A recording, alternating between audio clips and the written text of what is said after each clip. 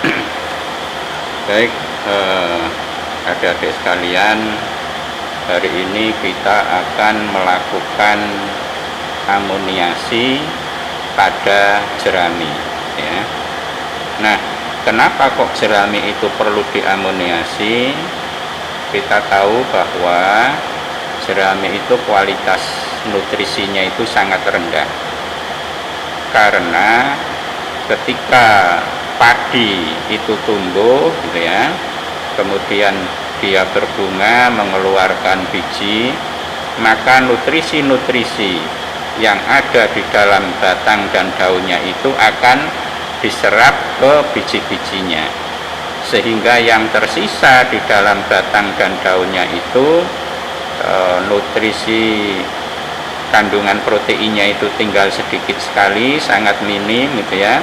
Yang tersisa banyak adalah serat kasarnya.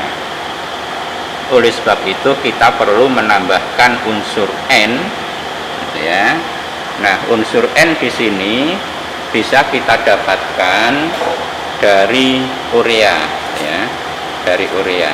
Nah, jadi kita akan melakukan proses amoniasi yang tujuan utamanya adalah menambah kandungan nitrogen di dalam jerami. Tetapi di dalam proses amoniasi ini, di samping meningkatkan kandungan nitrogen, juga berfungsi untuk memecah lignoselulosa, ya. Jadi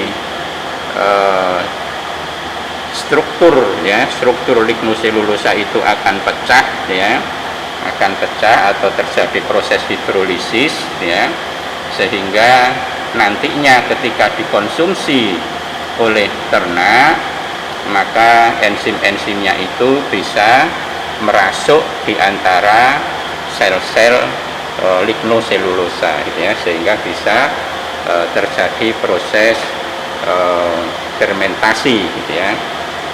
Nah, dalam hal ini, jadi kalaupun kita punya jerami sebanyak 500 gram, maka dibutuhkan urea sebanyak 24 gram, gitu ya, yaitu 4-6% dari bahan kering jerami, yang itu nanti akan kita larutkan di dalam air sebanyak 200 cc, yaitu 50% dari bahan kering jerami, ya. Nah, dalam hal ini, dalam proses amoniasi, maka ureanya bisa kita larutkan, ya, kita larutkan di dalam air. Nah, seperti ini,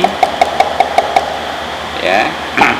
Kemudian bisa kita aduk, ya, mungkin pakai ini saja biar mudah, ya. Nah, kita bisa larutkan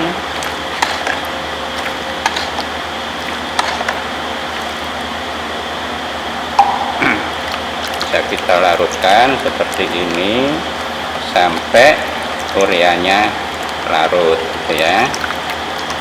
Nah, kalau sudah, kemudian bisa kita campurkan pada jerami.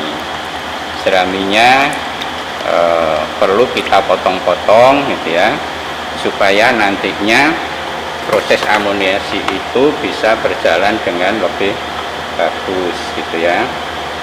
Jadi kita bisa tambahkan ini, ya, urea yang sudah kita larutkan di dalam air, gitu ya. Kemudian kita bisa campurkan ke dalam jerami dan bisa kita aduk-aduk seperti ini, ya,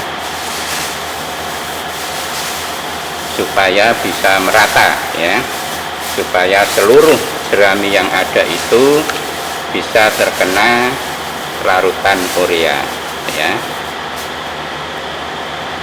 Jadi kita bisa tambahkan lagi, ya, kita bikin ini, ya, jadi supaya bisa merata ke seluruh bagian jerami, ya. Kemudian kita aduk-aduk lagi ya.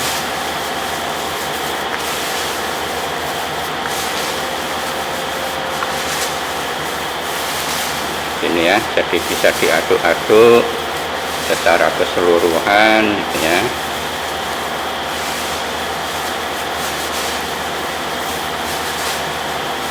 Nah, seperti ini.